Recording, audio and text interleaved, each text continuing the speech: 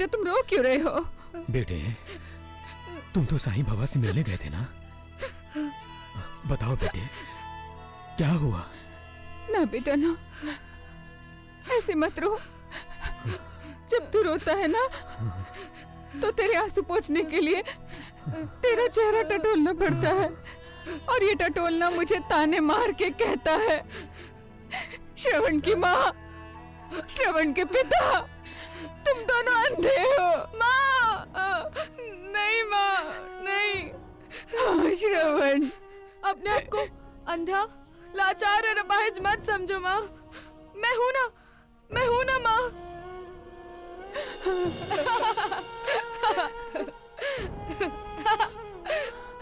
श्रवण, तुम अचानक हंसने क्यों लगे बेटा? हमें डर लग रहा है। मैं तो अपने आप पर हंस रहा हूँ माँ। हम तीनों एक ही कश्ती के तो सवार हैं। आप दोनों आंखें ना होने की वजह से अंधे हो, और मैं तो आंखें होकर भी अंधा हूँ माँ। श्रवण, हाँ माँ, मैं मूर्ख था, इसीलिए तो मैं साईं बाबा को ना जान सका ना पहचान सका। मेरे जैसा अंधा इस दुनिया में कोई नहीं है माँ, कोई नहीं है, और मेरे जैसा मूर्ख भी कोई नहीं है माँ। साक्षात भगवान हमारे दरवाजे पर दस्तक दे रहे थे और मुझसे मिलना चाहते थे माँ। मुझे बार बार पुकार रहे थे और मैंने अपना दरवाजा बंद कर लिया माँ, अपना दरवाजा बंद कर लिया। बेटा, भगवान तुझे क्षमा कर देंगे बेटा। हाँ हाँ बेटा, साईं बाबा तुम्हें क्षमा कर देंगे बेटा। क्षमा करने के लिए साईं बाबा मिलना तो चाहिए ना माँ। साईं बाबा शिरडी छोड़कर चले गए माँ, चले गए वो। यही तो भगवान की लीला है बेटा। जब तुम उन्हें जानते नहीं थे ना, तो वो तुम्हें बार बार मिलते थे, तुमसे मिलने आते थे, लेकिन उस वक्त अहंकार का ताला सामने आ गया और तुमने दरवाजा बंद कर दिया बेटा। अब तुम पछता रहे हो, उनसे मिलना चाहते हो, लेकिन वो तो यहाँ है ही नहीं। उनसे मिलने के लिए तुम्हें तपस्या करनी पड़ेगी बेटा, तपस्या करो। लेकिन उसके लिए तो हमें शिरडी छोड़ना होगा ना माँ। हाँ बेटा, हम शिरडी छोड़ देंगे। हम तुम्हारे साथ हैं बेटा, हम तुम्हारे साथ हैं। हाँ। साईं मेरा साईं तेरा साईं सबका प्यारा, भव सागर से सबको साईं। ये साईं बाबा ही है ना? हाँ, साईं बाबा ही तो है पगली। साईं बाबा, साईं बाबा, जय साईं बाबा। साईं मेरा साईं तेरा साईं सबका प्यारा। अरे साईं बाबा राहता आए हैं। शिरडी के साईं बाबा? शिरडी के साईं बाबा राहता में आएंगे और इस खुशहाल चंद को पता नहीं होगा? ऐसा कभी हुआ है? ऐसा हुआ है खुशहाल चंद, वो देखो साईं बाबा आए हैं।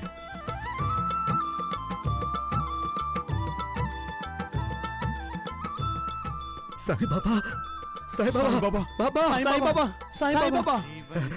बाबा आप यहाँ? उठो खुशहाल चंद, ये क्या कर रहे हो? अपने भगवान की चरण वंदना कर रहा हूँ बाबा। पगले, तुम तो मेरे मित्र हो। पता नहीं ये कौन से जन्म का पुण्य है जो साक्षात मालिक ने मुझे अपना मित्र माना है।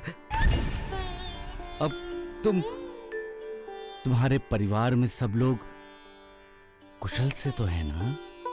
जिस पर आपकी कृपा दृष्टि हो वो हमेशा सकुशल ही रहता है। साईं, कौन है ये? गुरुदेव, खुशहाल चंद है ये। अच्छा। हाँ गुरुदेव? हाँ, मेरे गुरुदेव।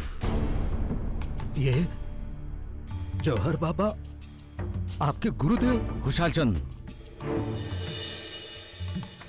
क्षमा कीजिए साईं बाबा, लेकिन इन्हें तो राहता के लोगों ने राहता से भगा दिया था। साईं, तुम्हारा ये मित्र खुशहाल चंद क्या कहता है? गुरुदेव, ये कह रहा था कि गांव वालों की वजह से ही आपको गांव छोड़ने के लिए मजबूर होना पड़ा। अगर मैं मजबूर होता तो राहता लौट कर नहीं आता दोबारा। चलो। बाबा, आप ये बैलगाड़ी के पीछे चलते हुए जाएंगे? बैलगाड़ी के पीछे नहीं, अपने गुरुदेव के पीछे। मैं आपके लिए तांगा लाता हूं। नहीं खुशहाल चंद, शिष्य गुरु से छोटा होता है। मैं बैलगाड़ी में बैठ गया तो गुरु का अपमान होगा, जो मैं कभी नहीं कर सकता। आप मेरे घर पर आएंगे ना बाबा? नहीं खुशहाल चंद, जहां गुरुदेव रहेंगे वहीं मैं उनकी सेवा करूंगा। तुम जाओ खुशहाल चंद, जाओ। चलो भैया, चलो चलो चलो चलो।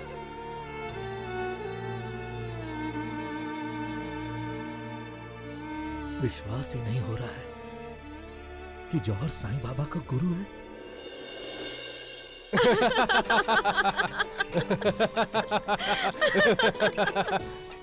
असंभव, ये नहीं हो सकता रघु। लेकिन मैं सच कह रहा हूँ सुमित्रा। तुम कब से सच बोलने लगे रघु? बचपन में तो अक्सर झूठ पर झूठ ही बोला करते थे। अरे तुम तो अब तक मुझे बुरा ही समझ रही हो। सच कहूँ तो तुम अच्छे ही कब थे रघु? क्या? तुम भी ना।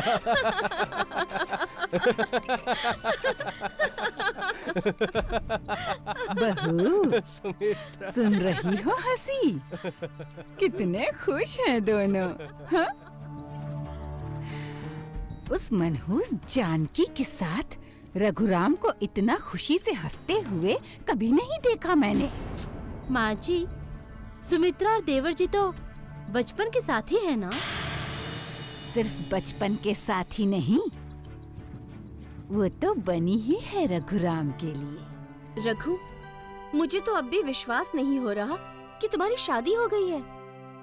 अगर मेरी शादी नहीं होती तो क्या फिर भी तुम मुझसे शादी कर लेती?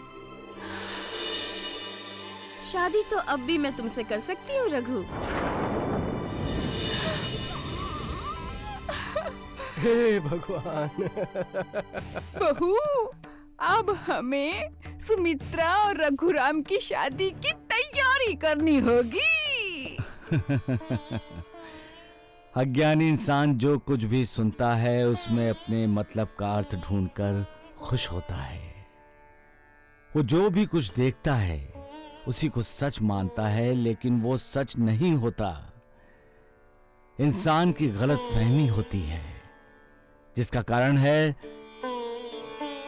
अज्ञान।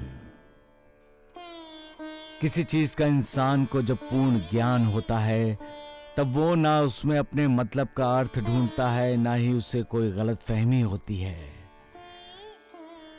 क्योंकि जो भी कुछ है वो ज्ञान के कारण उसे साफ दिखाई देता है। लेकिन जो अज्ञानी होते हैं वो अज्ञान के अंधेरे में भटकते हुए अज्ञान के अंधेरे को ज्ञान का उजाला मानते हैं और उस अंधेरे में ही अपने आप को सुखी समझते हैं। ऐसे अज्ञानियों के सामने जब ज्ञान का प्रकाश फैलता है, मतलब जब सच सामने आता है, तब उनकी उम्मीद टूटती है और वो दुखी होते हैं। सबका मालिक एक। तुम्हारी शादी हुई है तो मुझे अपनी पत्नी की तस्वीर दिखाओ ना। तस्वीर? नहीं है। पत्नी की तस्वीर नहीं है? नहीं है। ये कैसे हो सकता है? लेकिन हुआ है सुमित्रा। अपनी पत्नी से प्यार नहीं करते? सिर्फ उसी से प्यार करता हूँ, लेकिन शादी के बाद जमींदारी के काम के सिलसिले में तस्वीर बनवाने का समय ही नहीं मिला। ये रजाई देख रही हो? ये रजाई जानकी ने अपने हाथों से मेरे लिए बनाई है। जब वो मायके जाने लगी तो बोली, ये लीजिए, मैंने अपने हाथों से आपके लिए रजाई बनाई है। मेरी बनाई हुई इस रजाई का आप उपयोग कीजिए। तब आपको ऐसा नहीं लगेगा कि मैं आपके पास नहीं हूँ, लेकिन सिर्फ मेरे मायके से वापस आने तक। हाँ? जानकी तुम्हें बहुत प्यार करती है रघु। पर मैं भी उसे उतना ही प्यार करता हूँ, इसीलिए तो माँ के विरोध करने के बाद भी मैंने जानकी से शादी की है। माँ ने मेरी शादी किसी दूसरी लड़की के साथ तय की है। यह जानते ही मैं जानकी को पूछने उसके गांव गया और देखा कि जानकी की शादी किसी दूसरे लड़के के साथ होने जा रही है। हे भगवान, फिर? जानकी के माता पिता गरीब हैं। ऐन वक्त पर लड़के वालों ने ज्यादा दहेज की मांग की और शादी का रिश्ता बनने से पहले ही टूट गया। मेरी जानकी का अपमान करके लड़के वाले चले गए। जानकी की रोनी सूरत देखकर मुझे दुख हो रहा था और जानकी की शादी होने से पहले ही टूट गई, इससे कुछ खुशी भी मिल रही थी। फिर तुमने उसी मंडप में जानकी से शादी करने का प्रस्ताव रख दिया। तुम्हें कैसे पता? बचपन से ही तुम बुद्धू रहे हो रघु। नौटंकी में भी इससे कम नौटंकी होती है जितनी तुम्हारे जीवन में हुई है। अब तो मेरे मन में भी जानकी को देखने की उत्सुकता बढ़ गई है। रघु, मैं देखना चाहती हूँ मेरे इस बुद्धू मित्र को इतना प्यार करने वाली जानकी कैसी है। मैं बुद्धू? हाँ, तुम बुद्धू हो।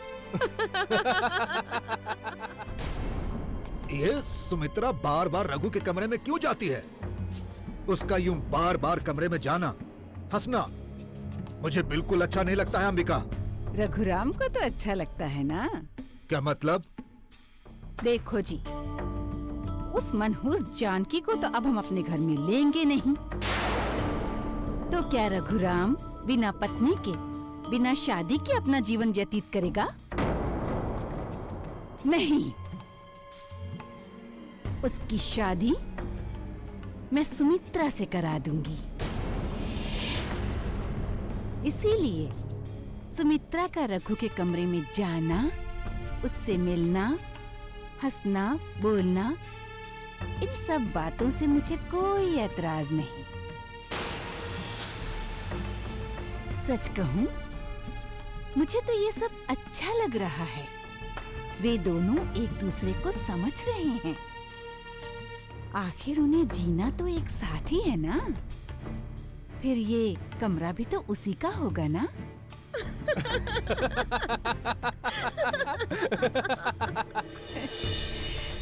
हरदम हंसती रहेगी और अपने साथ हमारे रघु को भी हंसाएगी। नहीं तो वो दरिद्र नारायण की बेटी मनहूस जानकी, सारा दिन उसकी रोनी सूरत।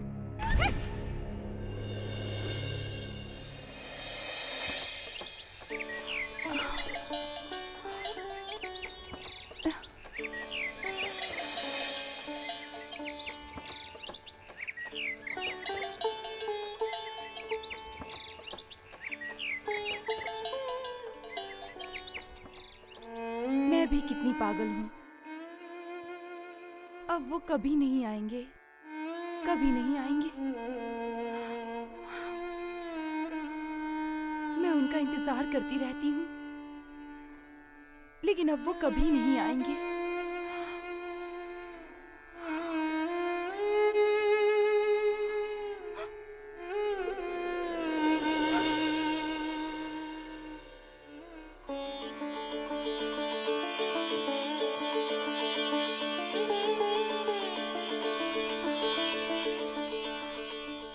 जानकी, आप आ गए?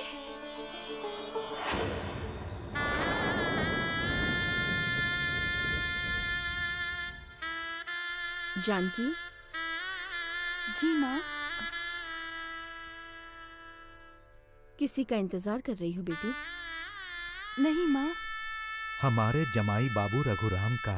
नहीं पिताजी। क्यों झूठ बोल रही हो बच्ची? क्यों झूठ बोल रही हो? अपने माता पिता को सच्चाई क्यों नहीं बता देती? क्यों सच्चाई छिपा रही हो? क्या समझती हो तुम्हारे झूठ बोलने से सच का पता नहीं लगेगा? तुम्हारे झूठ बोलने से हकीकत उनके सामने नहीं आएगी? नहीं बेटी नहीं, सच कभी नहीं छिपता, चाहे कितना छिपा लो। सच तो सूर्य से भी अधिक तेजस्वी होता है, जिसे झूठ की काली रात ढक कर नहीं रख सकती। मैं खाना बनाने जाती हूँ माँ। नहीं बेटी, हमें भूख नहीं है। अपनी बेटी को उदास देखकर हमारी तो भूख ही मर गई है। जानकी, क्या हुआ? मायके आने की खुशी तुम्हारे चेहरे पर हमें क्यों दिखाई नहीं देती? हमें बताओगी नहीं? तुम्हें क्या दुख है बेटी? जानकी, जानकी। माँ, आपके दामाद जी की सासू माँ दूसरी शादी रचाने जा रही हैं। इसीलिए उन्होंने मुझे मायके में भेज दिया है माँ। अब वो मुझे लेने कभी नहीं आएंगे, कभी नहीं आएंगे माँ, कभी नहीं आएंगे।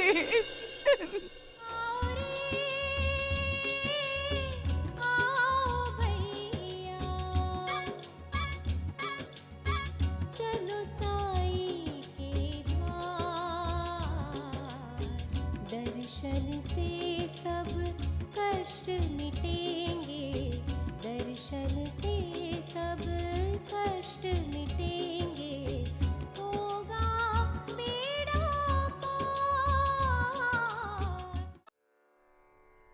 जब भी कोई दुखदाई घटना घटती है तो इंसान को लगता है कि उस पर आसमान टूटकर गिर गया है।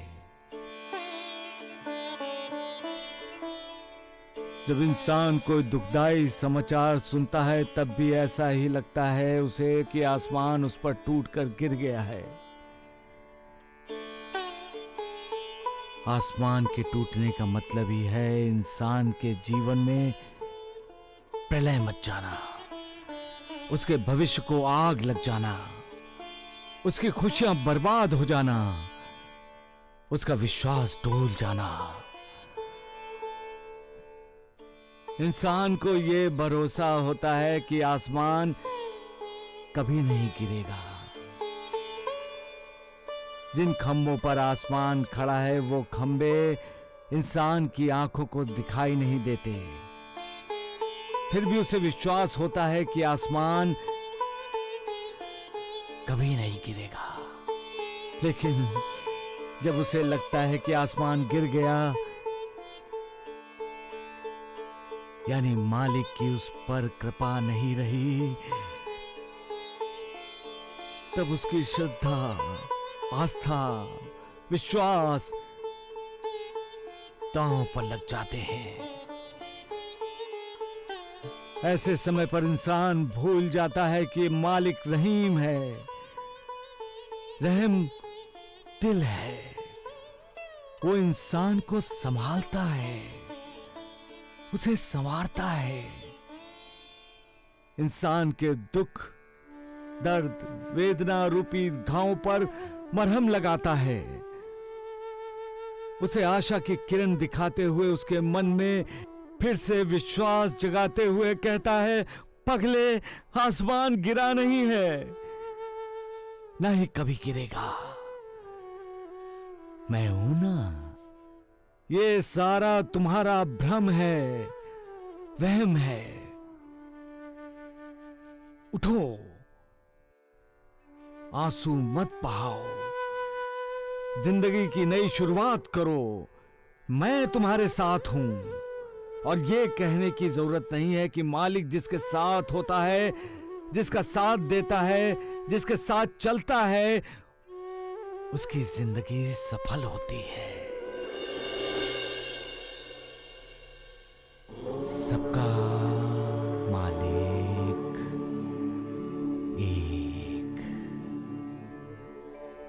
वाह प्रणाम गुरुदेव, प्रणाम। वाह साईं वाह, बहुत खूब, बहुत ही अच्छा बोलते हो तुम। मालिक की कृपा से जो मेरे दिल में आता है बोल देता हूँ गुरुदेव। देखो राहता में तुम्हें ही मेरे हर प्रवचन को तैयार करना होगा। हाँ जैसी आपकी आज्ञा गुरुदेव, जैसी आपकी आज्ञा। साईं, आसमान से टूटने का विवेचन तूने बड़ी खूबसूरती से किया है, क्योंकि साईं बाबा के शिरडी छोड़ने के बाद आसमान तो इनके भक्तों पर ही टूटा होगा ना।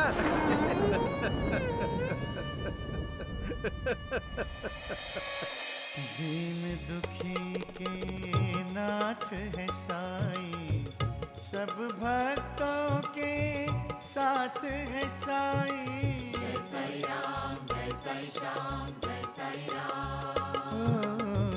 दीन दुखी के नाथ है साईं, सब भक्तों के साथ है साईं। अमृत की बरसात है साईं, अमृत की बरसात है साईं। सब पे करे उपकार, आओ रे आओ भैया।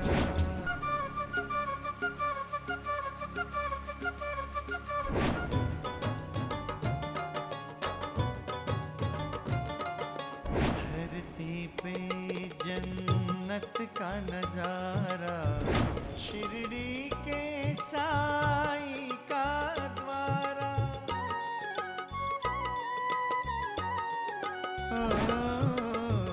धरती पे जन्नत का नजारा, शिरडी के साईं का द्वारा। खो जाए जब सारे सहारे, खो जाए जब सारे सहारे, साईं एक आधार। आओ रे आओ भैया। जय साईं, जय साईं, जय साईं राम, जय साईं, जय साईं, जय साईं श्याम। जय साईं, जय साईं, जय साईं राम, जय साईं, जय साईं, जय साईं श्याम। नहीं शिवू, अब साईनाथ के बिना शिरडी खाने को दौड़ती है। हमने ऐसा कभी सोचा भी नहीं था। साईं बाबा हमेशा कहते थे कि सच्चाई को हमेशा स्वीकार करना चाहिए। लेकिन इस सच्चाई को स्वीकार करने को मन तैयार ही नहीं हो रहा है शिवू। राधाबाई ने जो कहा था आप इतनी जल्दी भूल गए? उस समय तो आपने भी माना था कि साईं बाबा शिरडी लौटेंगे। कब कब आएंगे शिवू? मंदिर में अगर भगवान ही नहीं रहेंगे तो खाली मंदिर के दर्शन किस काम के? चलो गया। हाँ द्वारकानाथ जी, मैं नहीं कहता था आपसे कि ऐसा ही होगा और हुआ। अरे वैद्य जी रुकिए। अरे राम राम, क्या हुआ द्वारकानाथ जी? अरे इधर तो देखिए। हाँ भगवान, वहाँ तो राधाबाई, नूर और सकूबाई हैं। अरे वो सगुन भी तो है। अरे राम राम राम, द्वारकानाथ जी ये सभी अवश्य ही किसी की प्रतीक्षा कर रहे हैं। पर किसकी प्रतीक्षा कर रहे हैं वैद्य जी? ये तो पता लगाना ही पड़ेगा ना। अरे राम राम राम, और किसकी प्रतीक्षा करेंगे द्वारकानाथ जी? उसी ढोंगी साईं की। ये सभी उसी की प्रतीक्षा कर रहे होंगे। हाँ। अरे वो देखो द्वारिका, कितने भोले और बेवकूफ है ये शिरडी वाले। अब तक सोच रहे हैं कि वो ढोंगी साईं शिरडी में वापस लौट आएगा है। तूने ही साजिश रच के बाबा को शिरडी से बाहर भेजा ना। बहुत उछल रहे हो शगुन। तुम्हें भी वहीं भेज देता हूँ जहाँ तुम्हारे बाबा को भेजा था। हाँ। द्वारका, अरे तू खड़े खड़े मुंह क्या ताक रहा है? चार रोक उसे।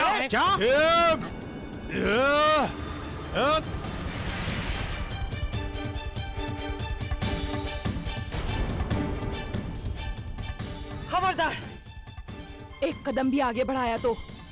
ये जी, आप क्यों द्वारिका नाथ जी और सगुन के बीच में पड़ते हो? मार खाने से पहले निकल लो, चलो। अरे चुप कर नालायक कहीं के, सत्यानाश हो जाए तेरा। चलिए। अरे चलो जीवाजी, अरे चलो। बच गया आज तू इनकी वजह से।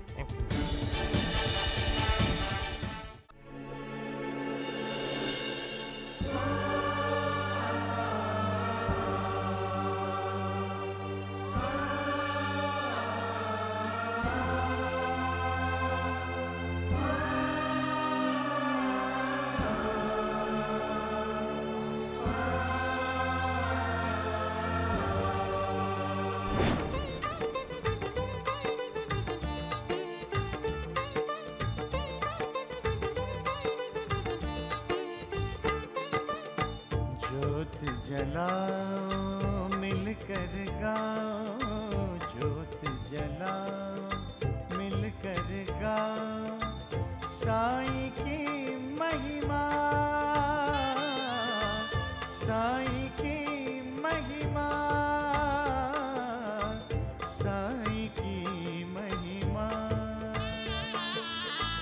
ज्योत जलाओ मिलकर गाओ, ज्योत जलाओ मिलकर गाओ, साईं की महिमा, साईं की महिमा, साईं की महिमा। ज्योत जलाओ मिलकर गाओ।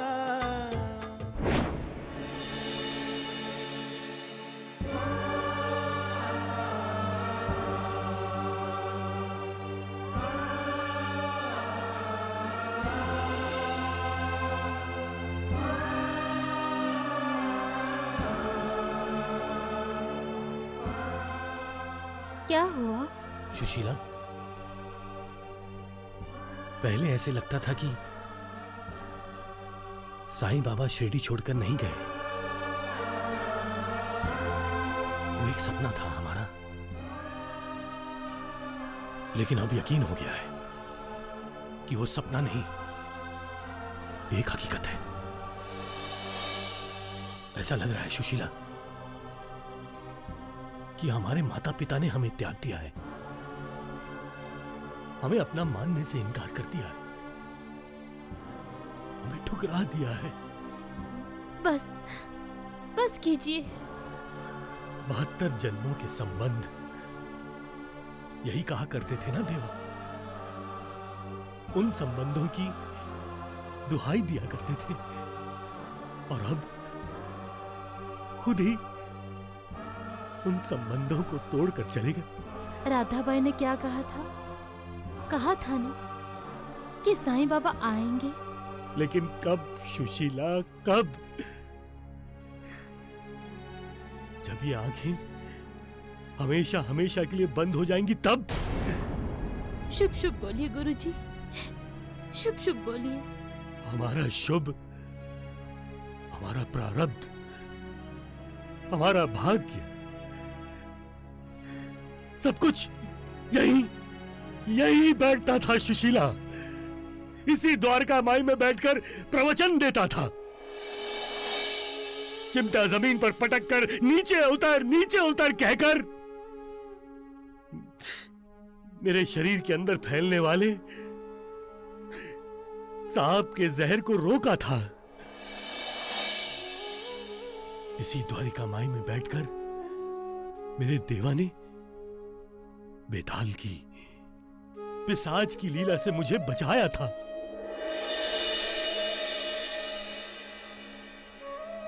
और अब ये सारी द्वारिका माई खाली है सुशीला। अब कौन मुझसे झगड़ा करेगा? कौन मुझे श्यामा कहकर पुकारेगा? अब अगर मैं रूठ भी जाऊं तो कौन मुझे मनाएगा सुशीला? कौन? शिरडी के साथ और हमारे साथ खुद रिश्ता जोड़ा था साईं बाबा ने, और देखा एक ही झटके में वो सारे रिश्ते तोड़कर चले गए। अरे शिरडी तक को छोड़कर चले गए।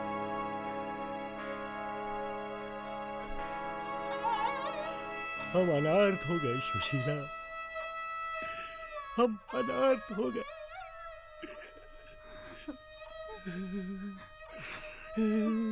मत रोइए गुरुजी, मत रोइए। आंसू इंसान की भावनाओं का दर्पण है, आईना है। इंसान को जब दुख होता है, दर्द होता है, तब वही दुख, वही दर्द आंसू बनकर इंसान की आंखों से बाहर आते हैं। इंसान जब खुश होता है तब भी इंसान की खुशी आंसू बनकर छलकती है। आंसू गंगा की तरह पवित्र, पावन, पतित होते हैं, जो इंसान के मन को शुद्ध करते हैं। आंसू इंसान के सीने में दिल है, इसका साक्षात्कार कराता है। आंसू इंसान का मालिक से रिश्ता जोड़ने वाला सिंधु है, छोटा सा। कहते हैं किसी गांव में एक छोटा बच्चा था जिसे बताया गया था कि सूर्यास्त से पहले अगर तुम गांव के बाहर जो मंदिर है उसमें जाओगे तो तुम्हें भगवान के दर्शन होंगे। बच्चा भगवान के दर्शन करने की इच्छा को लेकर भागते हुए मंदिर की तरफ दौड़ा। सूर्यास्त होने ही वाला था। बच्चा गांव के बाहर जंगल में मंदिर की सीढ़ियां तेजी से चढ़ने लगा। जब तक वो मंदिर में पहुंचता सूर्यास्त हो गया। मंदिर का पुजारी मंदिर के दरवाजे पर ताला लगा रहा था। बच्चा निराश हुआ। मंदिर के पुजारी से विनती की, कहने लगा दरवाजा खोलो, मुझे भगवान के दर्शन करने हैं। पुजारी ने साफ इनकार कर दिया। बच्चे की आंखों से आंसू निकल पड़े। तब पुजारी ने कहा, मैं दरवाजा खोलता हूं, तुम मुझे इसके बदले में क्या दोगे? बच्चे के पास था ही क्या जो वो देता। उसने कहा, मेरे पास तो कुछ भी नहीं है। बच्चे के जवाब पर पुजारी मुस्कुराया और कहा, तुम्हारे पास तो सब कुछ है, क्या नहीं है? बच्चा हैरान हुआ। तब पुजारी ने कहा, क्या तुम मुझे अपने ये आंसू दोगे? बच्चे ने तुरंत हां कह दिया और पुजारी ने अपनी उंगली पर बच्चे का आंसू लेकर मंदिर का दरवाजा खोल दिया। बच्चा दौड़ता हुआ मंदिर में गया। भगवान को पुकारने से पहले भगवान वहां प्रकट हो गए। बच्चे को आशीर्वाद देते हुए कहा, पगले, मेरे दर्शन करने के लिए तुमने आंसू दे दिए, वही तो पूछने के लिए मैं तुम्हारे पास आने वाला था। बच्चे, ये आंसू नहीं, तुम्हारा अंतःकरण है, तुम्हारा दिल है, तुम्हारा मन है। दुनिया का सारा धन एक पलड़े में डाला जाए तब भी आंसू वाला पलड़ा हमेशा भारी रहेगा। सबका मालिक एक।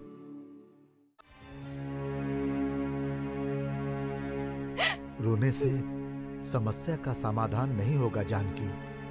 समस्या तो जानकी के ससुराल वालों ने पैदा की है। तो फिर हमें जानकी के ससुराल वालों से पूछना चाहिए कि हमसे क्या गलती हुई है। नहीं नहीं नहीं पिताजी। क्यों नहीं? तो क्या हम खुली आंखों से तुम पर होते हुए अन्याय को देखते रहे? जानकी, तुम्हें ससुराल में कोई तकलीफ ना हो बेटी, इसीलिए हमने तुम्हारी सास के हर अपमान को सहा, उसे बर्दाश्त किया। लेकिन हम तुम पर होने वाले अपमान को कैसे बर्दाश्त करें बेटी? हम गरीब जरूर हैं, फिर भी इज्जतदार हैं। इज्जत ही हमारी अमीरी है। जमाई बाबू जब तुम्हें यहाँ छोड़ने आए थे तो कितने प्यार से पेश आए थे। तब हमें जरा भी संदेह नहीं हुआ कि वो मन ही मन दूसरी शादी करना चाहते हैं। मैं जमाई बाबू से जवाब मांगूंगा सरस्वती। नहीं पिताजी, आप उनसे कुछ नहीं पूछेंगे, आप उनसे कोई जवाब नहीं मांगेंगे। लेकिन क्यों? दहेज के कारण जब तुम्हारी शादी नहीं हुई थी तो स्वयं रघुराव जी ने आकर तुम्हारा हाथ मांगा था। फिर अब अचानक ऐसा क्या हो गया? आपके जमाई बाबू बहुत अच्छे हैं माँ, बहुत ही अच्छे। माँ जी के विरुद्ध उन्होंने ससुराल में मेरा सम्मान किया है और मैं साईं बाबा से हर रोज यही प्रार्थना करती हूँ कि आपकी दामाद सदा सुखी रहे।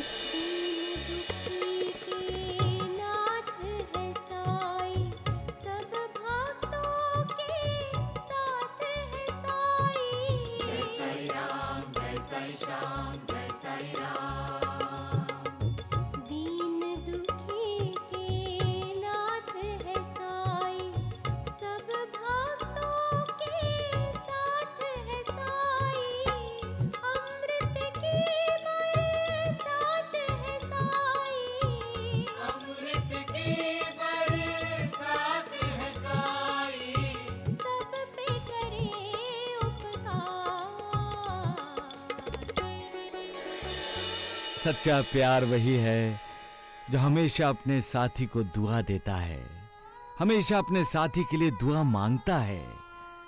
ऐसे प्यार में एक साथी खुद दुखी होकर अपने साथी को सुखी देखना चाहता है। अपने जीवन की सारी खुशियां अपने प्यार पर, अपने साथी पर निछावर कर देना चाहता है। ऐसा रिश्ता श्रद्धा, विश्वास, आस्था, भक्ति, प्यार, समर्पण जैसे नाजुक धागों से बुना जाता है।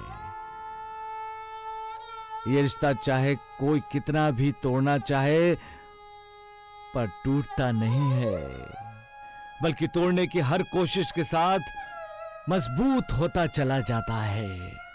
इसे ही कहते हैं जीव और शिव का एक होना, आत्मा परमात्मा का संयोग होना। ऐसे प्यार में, ऐसे रिश्ते में दोनों दाता होते हैं जो सिर्फ देना जानते हैं। जहां ऐसा सर्वोच्च भाव होता है वहीं मालिक का निवास होता है, और जहां मालिक का निवास होता है वहां सिर्फ अच्छाई, भलाई, सच्चाई यही होते हैं। बुराई का तो वहां नामो निशान भी नहीं होता। जो भी कुछ होता है वो अच्छा होता है, बुरा कभी होता ही नहीं।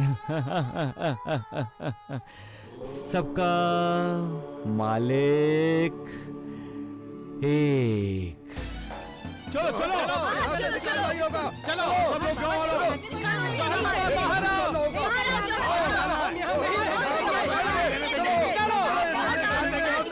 ऐसे लोगों को यहाँ नहीं जौहर बाबा को निकाल कहीं रहेंगे। चलो बाहर निकालो। क्या हो रहा है? चोर क्यों बचा रहे हो? बोलो।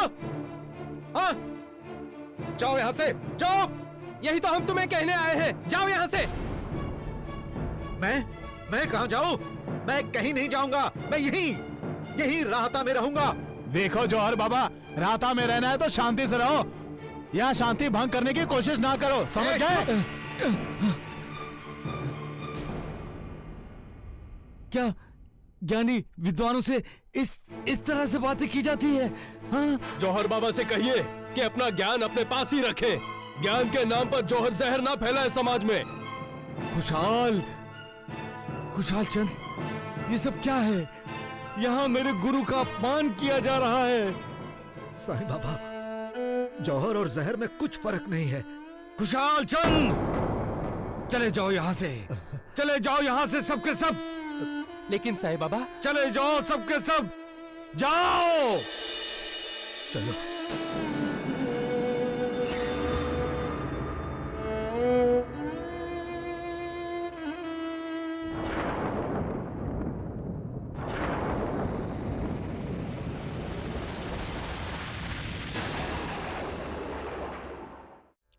सबका मालिक एक।